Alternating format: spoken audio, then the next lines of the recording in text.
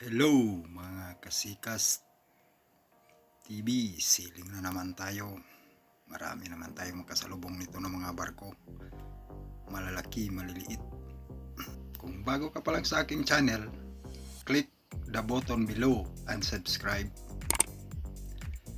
Yan mga kasikas, mahaba-haba yung video natin ngayon. Kasi hinabaan ko para makita nyo yung buong pangyayari. Kasi masama yung panahon sa labas, hindi tayo pwedeng lumabas magtrabaho sa labas kasi maalon at saka loaded tayo. Pasok yung tubig sa bodega natin, baka matangay tayo ng tubig. At huwag nyo i-skip yung video natin, tapusin mo yung video para makita mo yung ano ng mga alon umano sa bodega natin, saka yung mga barko na malalaki maliliit. Ayan, yan ang mga barko, may pagkasalubong pa tayo dyan. Kung magustuhan mo yung video natin, click the button below and subscribe. Click the notification bell para updated ka sa aking mga video. At write comment below.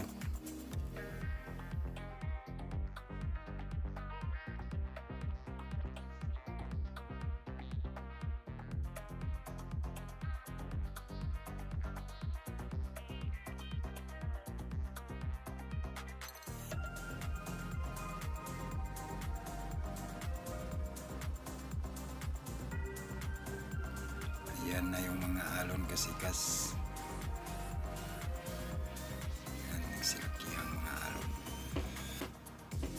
sa labas. Pwede tayo magtrabaho dito lang sa sa engine room, pinaka main engine. Mamaya magtrabaho tayo.